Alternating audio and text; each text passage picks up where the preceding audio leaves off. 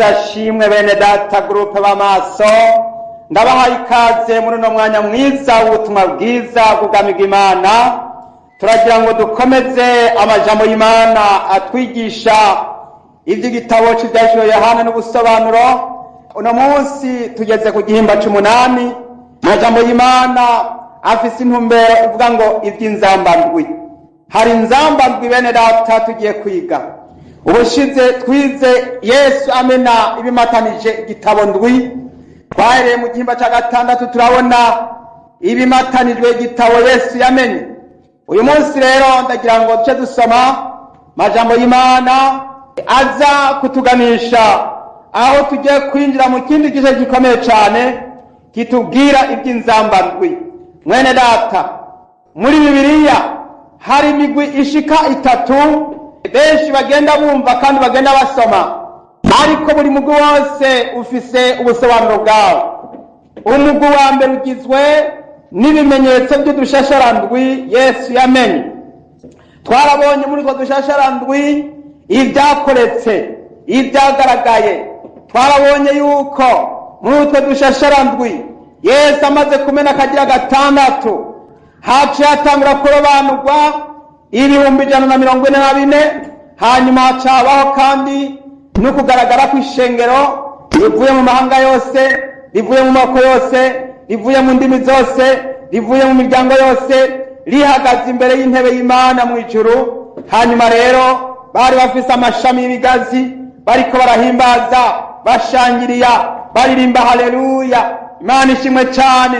Ndagira ngo mwene data wantu uzugereyo, ntuzuhombe, ntuzocikwe, ndakuraritse kuzojayo. Mwene data ntuzohombe, Yesu aradutegereje, uwatubambiwe araturindiriye.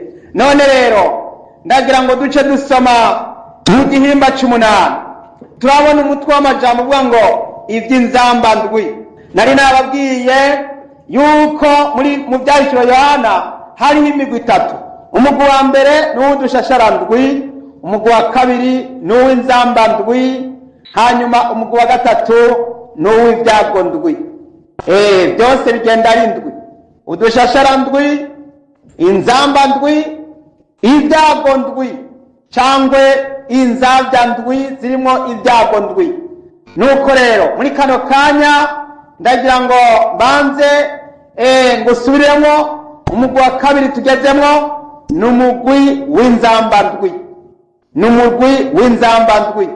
Uyu mwanya tugira ngo twige umugwi w'inzambandwi. Ubushize twabonye umugwi Yesu amena udushasharandwi. Twarabonye mu dushasharandwi byabaye. None ubu reka twumve bigiye kuba muri izi nzambandwi.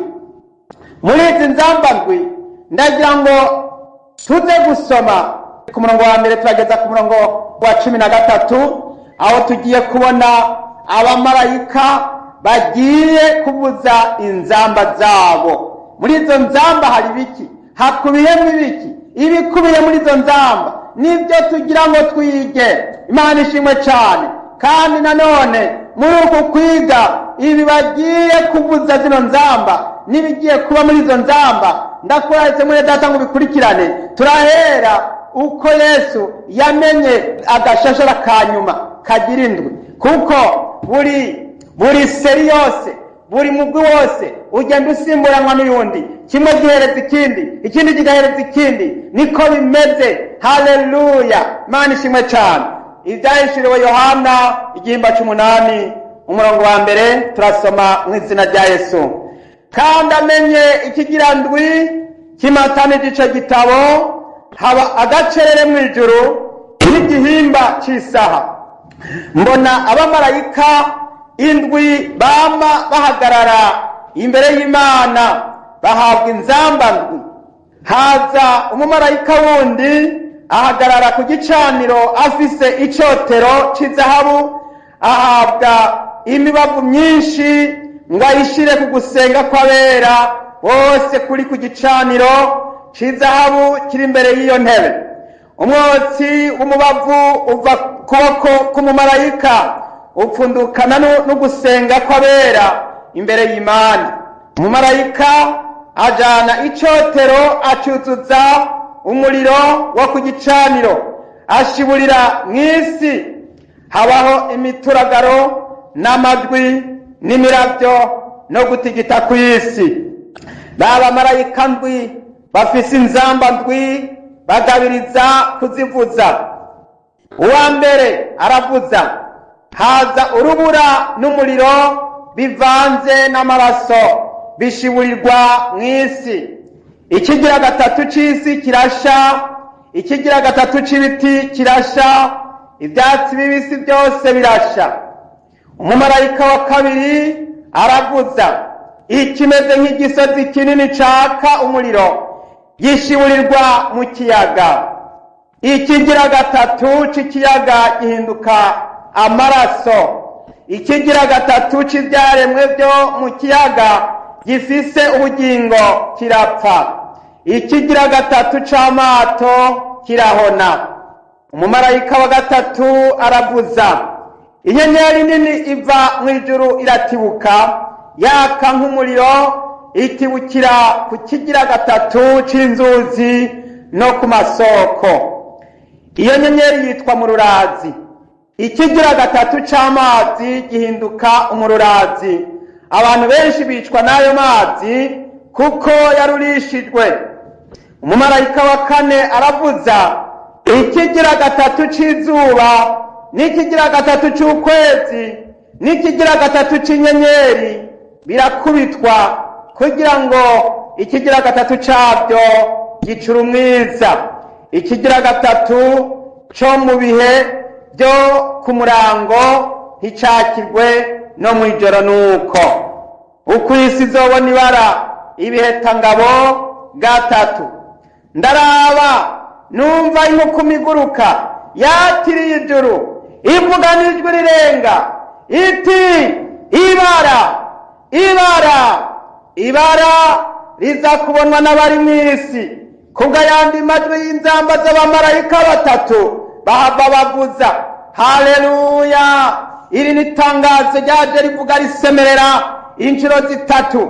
Ibi bintu bikubiye muri ubu buryo butatu biriko biravugwa bigiye kuba kubwo abamarayika bandi batatu basigaye bagiye kuvuza. Hagiye kuba ibikomeye. Ndagira ngo mbabwire muri Bibiliya, iyo habaye itangazo rivuzwe gatatu ntibiba ari byoroshe, riba ari barakoko kabara gakomeye, biba ari bikomeye. Mwene data, uko isi izobona ibara ibihetangabo gatatu bigiye kuzoba hano mu gihimba c'icenda. Ibyo tuzokwiga uyu munsi rero ndagira ngo dukomeze dusubire inyuma hano duhere ku murongo wa mbere dusobanukirwe iby'izi nzamba zimaze kuvuzwa. Yesu ashimwe cane. Hano twatanguye gusoma dutangura kubwirwa yuko Yesu yasozereye twadushashara amena akagirandwi. Haleluya, haleluya. Yesu amenye ikigirandwi kimatanije ico gitabo, haba agacerere mw'ijuru nk'igihimba c'isaha. Yesu ashimwe cane.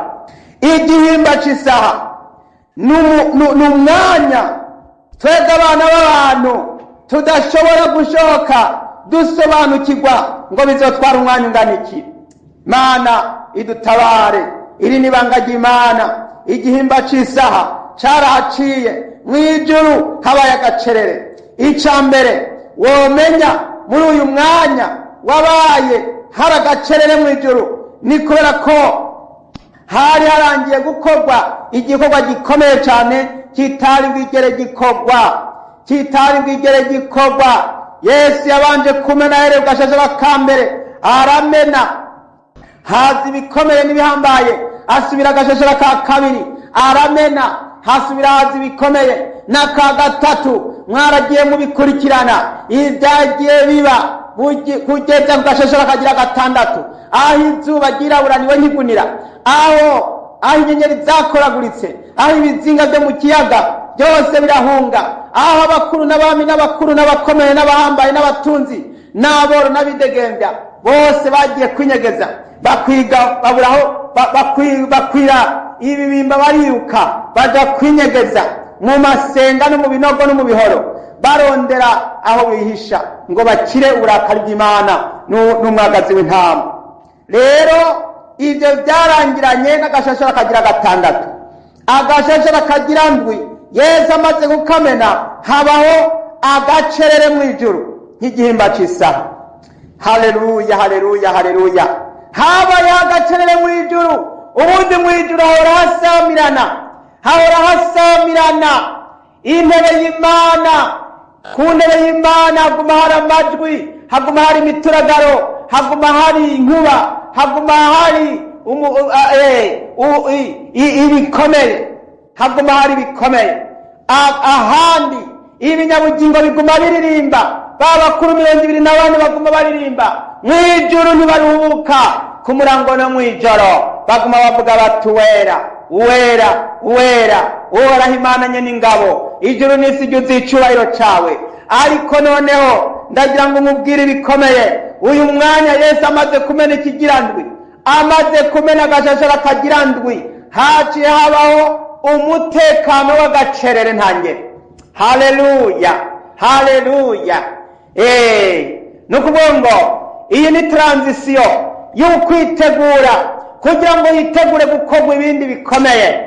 Umwami w'abami yararangije umurimo ukomeye udasanzwe, udashobora gukorwa n'umuntu uwo ari we wese, udashobora gukorwa n'umumarayika n'umwe, udashobora gukorwa n'abo bamukuzimu, n'abo bakwisi, n'abo bamwijuru. Nta wundi yemerewe gukora kuri icyo gitabo, nta wundi yemerewe no kukiraba, nta wundi yemerewe kumenya n'ibirimwo. Ariko Yesu amaze kumena, haleluya, haci hatangura kubaho kugaragara ibyari byikinze n'ibyari bikomeye n'ibyari byigeze agakomeye byose bitangura kuja habona. Imana ishimwe cyane.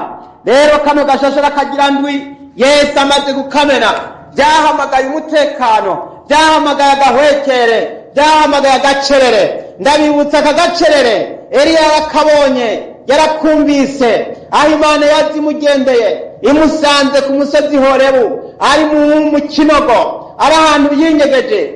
Hanyuma rero Imana iraza ngo ariko Uhoraho ntiyari muri ujya muriro, Uhoraho ntiyari muri ijya nyamugigima, Uhoraho ntiyari muri bijya byariko biraza bituragurika. Ariko harageze igihe Uhoraho aza mu gacerere, aza mu gahwekere, aza mu bihe bitekanye. Imana ishimwe cyane. Eliya yumvise ako gacerere yipfuka mu maso. Ibindi byose ntacyo byari bimumariye, ibindi byose Eliya yabibona, yabyumva nk'ibisanzwe. Haleluya, haleluya. Ariko amaze kumva ku gacerere, Eliya aca aratekana, yipfuka mu maso, aravuga ati ndumvise Imana. Haleluya. Eliya aravuga ati ndumvise Imana. Imana ishimwe cyane. Eliya amaze kumva gahwekere, Eliya amaze kumva gahwekere, Eliya amaze aravuga ati Imana iraje. Mwene data, igihe Yesu azorangiza kumena ibimatanije icyo gitabo, haleluya, hazoca haza agacerere. Haleluya. Reka dusome mu Bami ba mbere igihimba c'19. Haleluya. Turasoma dore ku murongo w'icenda. Abami ba mbere igihimba c'19 umurongo w'icenda. Ashitseyo yinjira mu isenga abaho, maze ijambo ry'Uhoraho rimuzako riramubarira ritukora iki hano ga Eliya? Nawe arishura ati nagize ishaka ryinshi ryawe Uhoraho Mana nyene ingabo, kuko Abisirayeli bavuye mu isezerano ryawe bagahombagura ibicaniro byawe, kandi bicishije inkota abavugishwa nawe. Ni jewe jenyene sigaye, nanje nyene barangenza ngo banyice. Umurongo wa 11. Aramwishyura ati sohoka uhagarare hanze ku musozi imbere yanje, ewe Uhoraho. Ako kanya Uhoraho arahaca, maze haza umuyaga mwinshi w'igihuta usatagura imisozi, umenagura ibitandara imbere y'Uhoraho. Ariko Uhoraho ntiyari muri uyo muyaga. Umuyaga uciye habaho gutigita ku isi, ariko Uhoraho ntiyari muri uko gutigita. Isi irangije gutigita habaho umuriro, ariko Uhoraho ntiyari muri uwo muriro. Hanyuma y'uwo muriro haza agacerere. Haleluya! Maze Eliya akumvise yipfuka umutamana wiwe mu maso, arasohoka ahagarara ku muryango w'iryo senga. Haza ijwi rimubaza riti, ukora iki hano ga Eliya? Yesu ashimwe cyane. Ndagira ngo tuganire kuri ano majambo y'agacerere. Aka gacerere Eliya yarakumvise. Imana ishimwe cyane. Aka gacerere kagiye kuza inyuma y'uko umwami Yesu amaze kumena bya bindi byose uko ari ndwi. Imana ishimwe cyane. Haleluya! Eliya nawe arakumva kano gacerere. Amaze kukumva, kubera Imana yari yimanukiye, yari yiserukiye. Imana iza mu mutekano, Imana iza mu gacerere, Imana iza mu ahantu hatekanye. Imana ntiza ahantu hari urwamo, Imana ntiza ahantu hari ishari, Imana ntiza ahantu hari inzigo, Imana ntiza ahantu hari ubwicanyi, Imana ntiza ahantu hari amadini y'ubudumbidumbi. Imana ntijayo bene ayo ntijayo. Imana ntigeze isanga abayezebeli n'abakamenyi b'abayali. Imana ntigeze igendera Ahabu. Imana ntigeze igendera Abisirayeli bakigendera muri bijya by'isi by'abapagani by'abayali. Ariko Imana yagendeye Eliya imusanga ahantu ari mu gahwekere. Imana ishimwe cyane. Haleluya! Maze Eliya uko ari mu gahwekere, Imana nayo iraza ibanza kuzana bijya byose bituragurika by'imiriro n'inkuba n'ibituragaro na za nyamugigima. Ariko Uhoraho ntabwo yari muri byo. Mwene data, niwabona intambara zimwe ziraza, niwabona ibibazo biriko biraza, hajya ahantu Uhoraho ntabwo aba arimwo. Niwabona ibintu biriko biraza byikubita by'imashura, niwabona ibintu byikubita, Uhoraho ntabwo aba ari muri byo. Hano ijambo ry'Imana yatweretse ngo Uhoraho ntiyari arimo.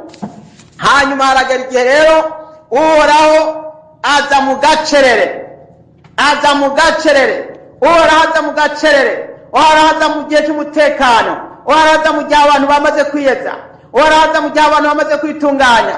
Uhoraho aza mu gihe abantu bamaze kwiyeza, bakimenya ko ari babi, bakihana. Imana ishimwe cyane. Uhoraho acashika.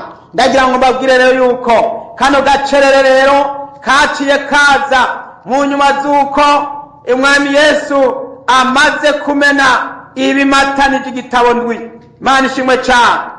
Umwami Yesu amaze kumena ibimatanije igitabo ndwi, haciye hatangura kuza agacerere. Haleluya! Haleluya!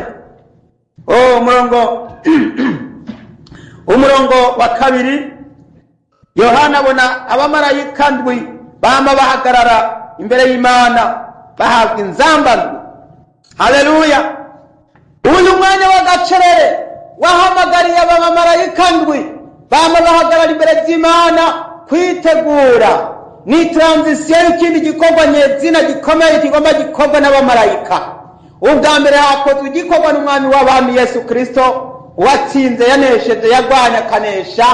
None haje yaciriye isemo, aciye atanga uburenganzira bw'uko abamarayika indwi bama bahagarara imbere y'Imana, nabo babonegwa, nabo bashikirwa, kugira ngo batangure gukora logijema.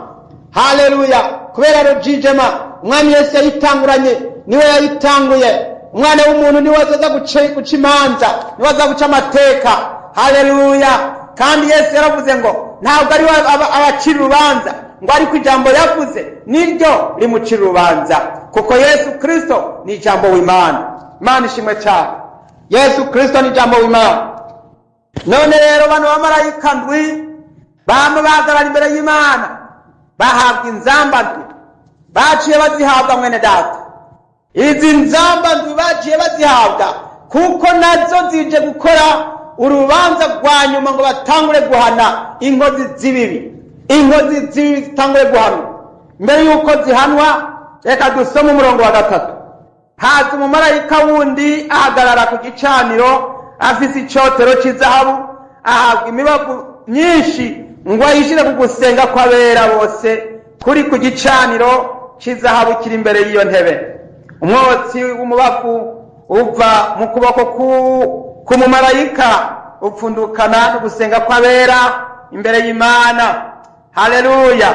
Umumarayika ajana icotero acuzuza umuriro wo ku gicaniro ashiburira mu isi, haba imituragaro n'amajwi n'imirabyo no gutigita ku isi. Yesu ashimwe cyane, haleluya. Hano haciye hatangura igikorwa cyo gusenga, kuja ku gicaniro, haleluya, kugira ngo bane bamarayika bahabwe intege n'imbaraga. Hagomba kubaho amasengesho. Ndamenyesha abantu bose yuko mw'isi tugomba gusenga, kuko iyo dusenga mw'isi y'umwuka hari ibikomeye bikoreka. Ndagira ngo mbereke ibikomeye hano. Tureko turabona yuko bane bamarayika baciye bahabwa intege, bahabwa inkomezi, baca baripanga, baritegura. Imbere uko bipanga, baciye haciye abanza gukorwa igikorwa cyo ku gicaniro. Haciye haza umumarayika abanza kuza imbere zabo, atari muri abo bindwi, atari muri abo ndwi, n'ubundi ngo haje uwundi mumarayika afise icotero cy'izahabu, ahabwa imibavu myinshi. Iyi mibavu ngo ayishire ku gusenga kw'abera bose kuri ku gicaniro cy'izahabu kiri imbere y'iyo ntebe. Haleluya. Ugusenga kw'abera niko guca gutangura gukora igikorwa. Haleluya. Amasengesho y'abera akora igikorwa, akora imirimo. Basenzi haguruka, basenzi kora igikorwa, basenzi ntimurambirwe, basenzi mwaroyehe, basenzi nimurabe iki gikorwa kirimo kirakorwa mw'isi y'umwuka. harakorwa ibikomeye. Namwe nimuhaguruke, nimusenge, nimusenge. Haleluya. Mumarayika yaciye atangura gushira amasengesho ku gusenga kw'abera. Imibavu y'amasengesho usenga wiyejeje, y'amasengesho usenga wihanye, y'amasengesho usenga wiyeza, iba ari imibavu imota, iba ari imibavu imota. Haleluya. Imibavu irimo iramota, imibavu iramota. Ngo Yesu yatubereye ngo dutange ibimazi, ngo maze ngo amasengesho abe umubavu umota, umubavu umota neza imbere z'Imana. Yesu ashimwe cyane, haleluya. Ngo uwo mwotsi, ngo umubavu, ngo uva mu kuboko k'uwo mumarayika, ngo upfundukana no gusenga kw'abera imbere y'Imana. Yesu ashimwe cyane. Y'amasengesho usenga, y'amasengesho dusenga, y'amasengesho abera basenga, acadugana n'imibavu yo ku gicaniro kiri imbere z'Imana. Marayika akabizamura, amasengesho akaduga, akazamuka, akaduga, akagenda, agashika ku Mana, maze ibitangaza n'ibikomeye bigakoreka, maze abagwayi bagakira, abanyabyaha bakihana, maze abadayimoni bagatsindwa, baba marayika ndwe bagahabwa ubushobozi, bagaca bagenda bagakora imirimo. Bene data, ibi ni ibintu bikomeye cyane. Iri ni ibanga ridasanzwe Yohana arimo aradusobanurira. Iri ni ibanga rikomeye bene data. Haleluya. Nimwumve ibikorwa bikorwa hano mw'isi. Twarahombye, twaracerewe, kuko abantu benshi ntibabimenye, abantu benshi ntibabizi ibyo gusenga kw'abera, ntacyo babyibazako. Ariko shirako muje musenga ubudahumeka. Imana ihabwa icyubahiro cyane. Ngo umumarayika ngo ajana icyo cyotero, ngo acuzuza umuriro wo ku gicaniro ashiburira mu isi, ngo hacabaho imituragaro n'amajwi n'imirabyo no gutigita ku isi. Haleluya. Umumarayika afata icyo gicaniro, icyo cyotero, amaze kucyuzuza, hariko no gusenga kw'abera bose bo mu isi n'abari mu ijuru bose barimo barasenga. Maze ngo aca afata wa muriro wo kuri cya gicaniro, haleluya, ashiburira mu isi. Iyi si yashiburiyemo, ndagira ngo mbabwire igikorwa gikomeye.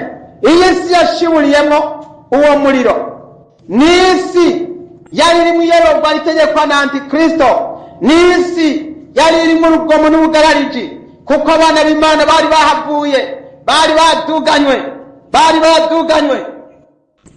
Abana b'Imana bari bamaze gushikanwa imbere z'Imana, bafise amashami y'ibigazi, bavuye mu mahanga yose no mu moko yose no mu ndimi zose.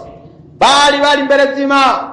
Hano mu isi hari urugomo, hari ubugarariji, hari hasigaye babandi bose babwiwe ubutumwa ntibumve. Abo nibo bari basigaye mu isi. Nico gituma rero uyu mumarayika yashiburirayo uyu muriro, kugira ngo urubanza rutangure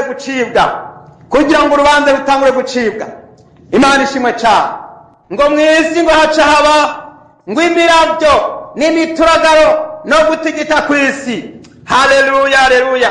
Mw'isi hacatangura bwabishwa. Iri ni itangazo rimenyeshejwe abari mw'isi. Atumve rero, ubu rero nimwitegure guhangana. Nimba mushobora kurwana n'Imana, nimba mushobora guhangana n'Imana, iyi misinye yuko hajya hatangure igikorwa gikomeye cyo gukora rojijema, gukora amateka yo kugira ngo Imana itangure kwihora, itangure gusubiriza mu nkoko abisi, abakoreye Satani, abakurikiye Antikristo, abakurikiye cya gikoko n'abasenze igishushanyo cyaco, abo bagira ngo batangure gusubirizwa mu nkoko, kuko bakurikiye Sekibi, bakurikiye ikinyoma, bakanga gukurikira umwami Yesu Kristo.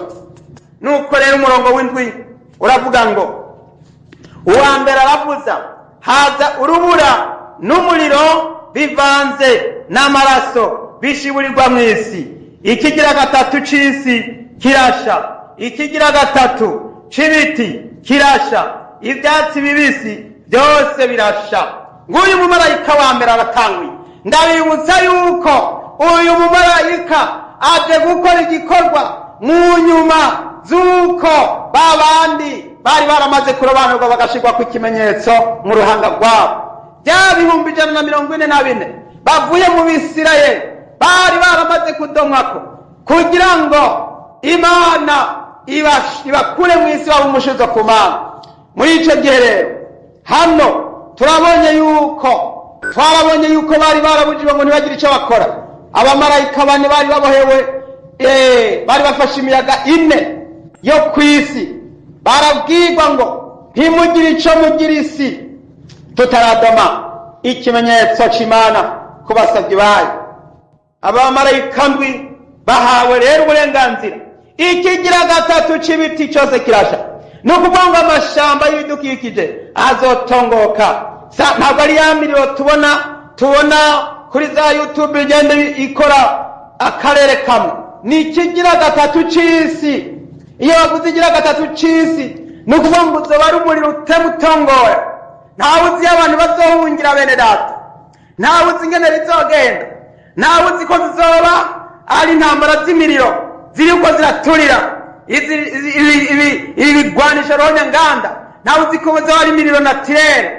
Ariko hano ngo ikigira gatatu kizosha, ibiti bizosha n'amashamba, ngo ikigira gatatu kirasha co mw'isi. Imana ishimwe cyane. Ibintu byose bidukikije bizosha. Hanyuma rero hace haza umumarayika wa kabiri ku murongo w'8 aravuza, ikimeze nk'igisyo kinini caka umuriro gishiburirwa mu kiyaga. Ikigira gatatu c'ikiyaga gihinduka amaraso. Imana ishimwe cyane. Akigishiburira mu kiyaga umumarayika, ngo ikigira gatatu c'ibyaremwe byo mu kiyaga bifise ubugingo kirapfa. Ikigira gatatu c'amato kirahona. Aha naho hibasiwe ibyo mu mazi. Ibyo mu mazi nibyo byabiramukiwe. Ubwa mbere habanje ibiti byo hejuru ku gasozi n'ibintu byose bimera naho abantu bose batuye. None ubu naho hibasiwe ibyo mu mazi. Ibyo mu mazi nabyo nibyo byibasiwe. Mwene data, ahantu mwumva ugiye kuba za nzuzi y'amazi y'amaoseya, za nzuzi na bya biyaga, ikigira gatatu cabyo bamwe bahora batungishijwe n'ibituruka mu mazi bose, canke za nzira zica mu mazi zo mu mato, bwa bwato bunini bwa bwato abantu barimo bazungurukamwo baja kwirira umunyenga, ya mato manini atwara abantu barenga amajana n'amajana. Abo bose ngo ikigira gatatu cabyo kizokubitwa. Kandi ngo ikizoba kirimo cose ca gatatu cabyo kizopfa. Umurongo w'10 umumarayika wa gatatu aravuza, inyenyeri nini iva mw'ijuru iratibuka yaka nk'umuriro, itibukira ku kigira gatatu c'inzuzi no ku masoko. Iyo nyenyeri yitwa mururazi. Ikigira gatatu c'amazi gihinduka umururazi.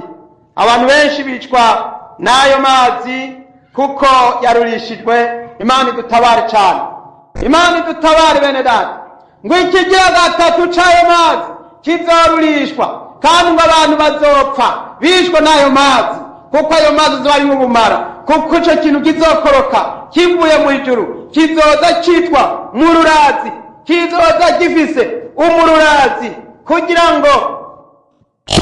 ngo amazi yongere guhindurwa umururazi.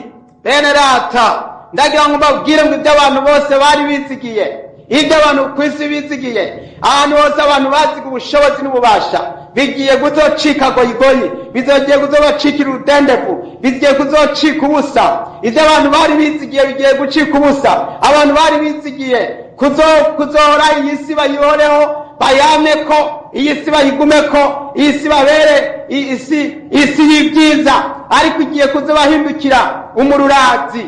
Amazi azobahindukira umururazi, iby'isi bizobahindukira umururazi, ibintu bizobacana, bizobaca mu myanya y'intoke. Bari bizigiye gutunga no gutunganirwa, ariko ibyo bari biteze byose bigiye gucika umunyota. Iby'isi bigiye gucika umunyota. Iki kintu kizokoroka kivuye mu ijuru, iki kintu kizoza guturira, kizohera guturira amazi n'ibiyaga za Hoseya, amazi yose.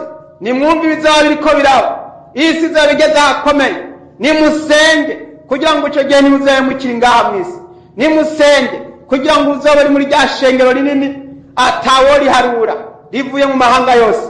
Nimusenge kugira ngo muzobe mu bazokinjishwa. Umunsi uhambaye uhoraho uri hafi, umunsi uhambaye uhoraho urashitse, ugira ngo ushike, ushikanye uburake n'uburakari, ushikiye mu bihe bidasanzwe, ushitse abantu benshi bamaze gukunda isi yabaryoheye, isi yabaryoheye, babaryoheye, isi irabanezereye, isi babereye nziza, nabo barayikurikiye, ariko isi igiye kudandabagirana nk'imborerwa, isi igiye guhuzenga, isi igiye gusatagurika, isi igiye kuvungagurika.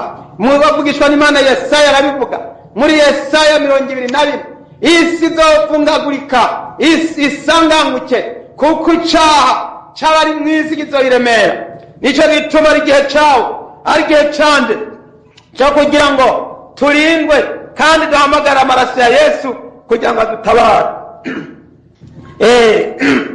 Nuko rero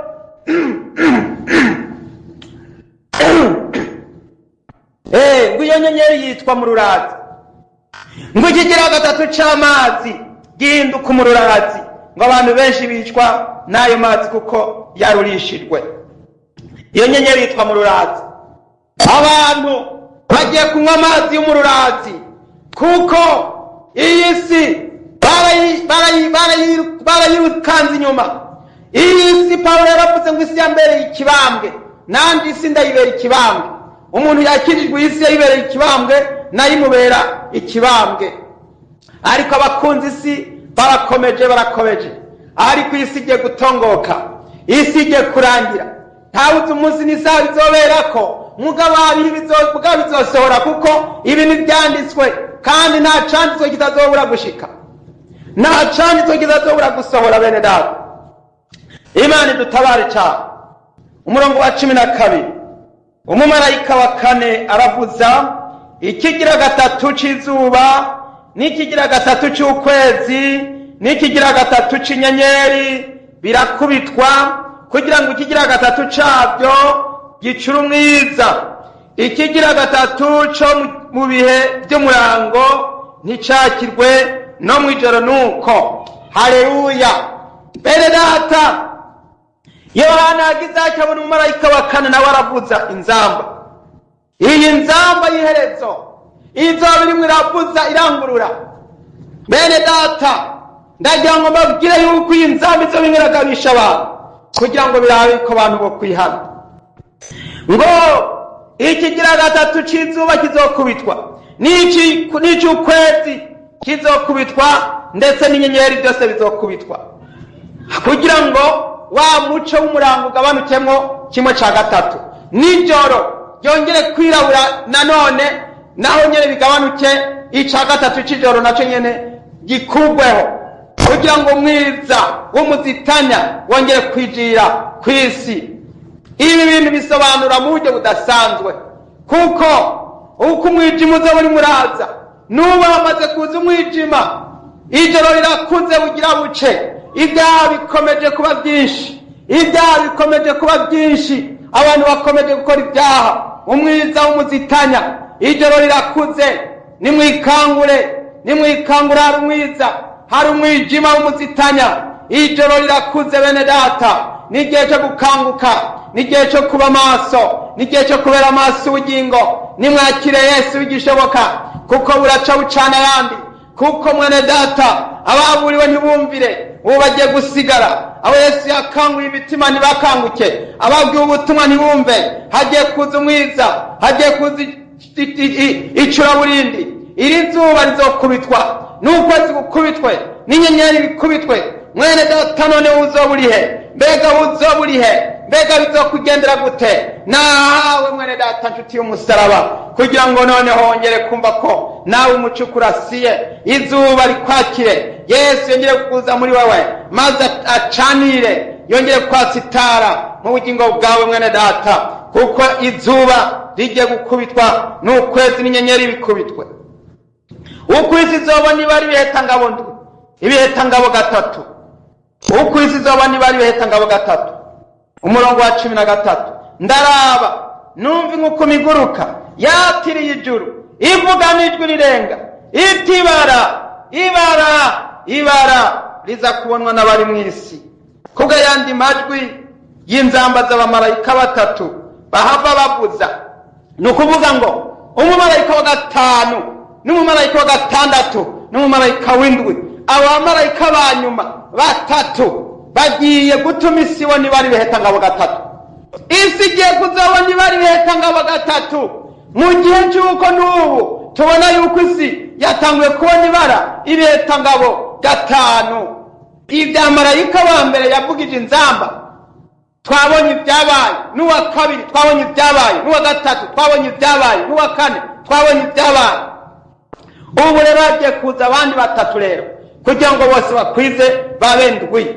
Ariko ibizoba muri abamarayika banyuma batatu, isi irimo iraburirwa, ntihazagira uzoba kisigaye mu isi. Mwene data, ucumva ubutumwa, bigutere guca bugufi, bigutere kwihana, bigutere kwezwa, bigutere kurondera munyonga ha data. Rondera Yesu bigishoboka kwabonwa, wongere kumwambaza akiri hafi. Mwene data, ndagira ngo ubwire ngo ubu butumwa bwiza nubwo gukangura umugeni kugira ngo itorero gitegure. Yesu araza vuba, araza gutora abera, araza gutora ishengero. Bene data, Imana ibahezagire. Reka tugarukirize hano uyu munsi, tuzobandaniriza aho tugejeje, turabira hamwe ibyizi nzamba zitatu ziriko ziratuma abantu ku isi bagabishwa ngo bitegure, kuko hagiye kuza ibikomeye n'ibihambaye. Imana idutabara. Mwene data, wumvise ijambo ry'Imana, turagira ngo dufatanye gusenga. Mwami Imana data wera wo mu ijuru, ndagushimiye kubw'iyi mburi irimo iratangwa kubera bose no kwishengero ry'Imana. Ndasengera abatuye isi kugira ngo abakirirwe bose aho bari hose munsi y'izuba bongere gukanguka, bongere kuba maso. Mwami bongere kubaheza kugira ngo bitegure kuvanwa mu isi, kuko Mwami isi igiye kurangira, kandi Mwami Yesu ibimenyetso bigaragaza biramaze kwibonekeza.